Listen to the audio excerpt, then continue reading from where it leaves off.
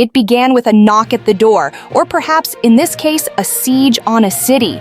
In the bitter cold of Minnesota, a constitutional crisis has exploded onto the streets, one that pits the sovereign power of a state against the brute force of the federal government. Hello, I'm Melissa, and welcome to Behind the Trend, where we deliver short stories, big insights. Tonight, we are not talking about typical politics. We are talking about a moment that Governor Tim Walz has described not as a political debate, but a moral debate. We are looking at Operation Metro Surge, the largest deployment of federal immigration agents in U.S. history, and the tragic death of a man named Alex Pretti. What happens when federal agents kill a citizen and then block local police from investigating the crime? What happens when a state attorney general has to sue the Department of Homeland Security just to stop them from destroying evidence? Tonight, we go behind the trend of rising federal power to ask the question posed by Minnesota's leadership: what side do you want to be on? To understand the legal firestorm, we first have to understand the human loss. The name at the center of this storm is Alex Pretti. The narrative coming from Washington painted a picture of a domestic terrorist, but the reality on the ground in Minnesota tells a starkly different story. Alex Pretti was a 31-year-old intensive care nurse at the VA hospital. Before he was a nurse, he spent 5 years in the U.S. military, serving as a combat medic. Attorney General Keith Ellison, whose own son is a combat medic turned nurse, noted that Pretti's colleagues were left in tears. They described him as the first person who would jump in to help. This wasn't a criminal kingpin. This was a man who served his country abroad and returned home to serve his neighbors in a hospital.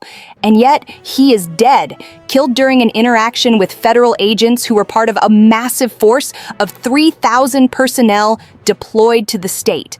Governor Walz was visibly shaken when addressing the public, rejecting the slandering of a citizen. He pointed out the cruelty of gaslighting a grieving family, dragging a dead son's reputation through the mud without evidence. But Alex isn't the only name on the list. The governor also highlighted the death of Renee Nicole Good, another casualty in a string of incidents that has left the state reeling. If the tragedy is the death of a nurse, the scandal is what happened immediately after. In the United States, when a homicide occurs, local detectives investigate. In Minnesota, that job falls to the Bureau of Criminal Apprehension, or BCA. They are the pros. They have a specialized unit for use of force cases. But when BCA agents arrived at the scene of Alex Pretti's shooting, they were stopped. Federal agents refused them access. Think about that. State investigators were physically blocked from a crime scene in their own state. The BCA didn't give up.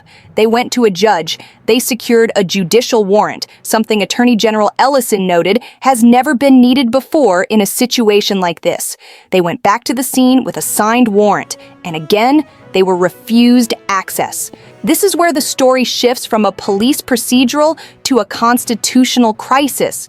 Attorney General Ellison described this as uncharted territory. Fearing that federal agents would scrub the scene, the state of Minnesota had to take an extraordinary step. They filed an emergency motion for a temporary restraining order against the federal government to prevent the destruction of evidence. Within 2 hours of that filing, a federal judge granted the order. The court essentially had to order the federal government not to destroy proof of what happened to Alex Pretti. As Ellison put it, the fact that anyone thought a federal agent might even think about doing such a thing was unforeseeable just weeks ago. This is the state of affairs in Minnesota, a local government forced to sue the White House just to find out why a nurse was shot dead on their streets. So, why were these agents there in the first place? It's called Operation Metro Surge. Governor Walz and Attorney General Ellison described it as a deployment of 3,000 agents, likely the largest single surge of immigration agents in the history of the United States. The impact on daily life has been devastating. We aren't just talking about arrests. We are talking about door-to-door knocks, homes barged into without cause, businesses shuttered, and students afraid to go to school. Governor Walz compared the fear gripping Minnesota children to the story of Anne Frank, people hiding in their houses, terrified to go outside. State officials argue this surge is based on a lie. The federal justification is immigration enforcement, yet Minnesota does not have the highest rates of undocumented immigration. Local jails already cooperate with ICE on paperwork. Attorney General Ellison argues that the federal government is commandeering the state, violating the 10th Amendment, which protects state sovereignty. He claims the state is being targeted not because of crime, but because of politics. In fact, Walz was blunt. He believes the Trump administration is targeting Minnesota because the state voted against him 3 times. He called the operation a pretext that isn't supported by facts. This is what Ellison calls a novel abuse of the Constitution. The state is hemorrhaging money. Minneapolis alone spent north of $2 million in overtime just responding to the chaos caused by federal agents.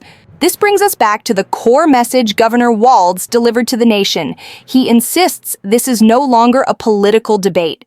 It is a moral debate. He posed a question to every American watching, regardless of their party affiliation.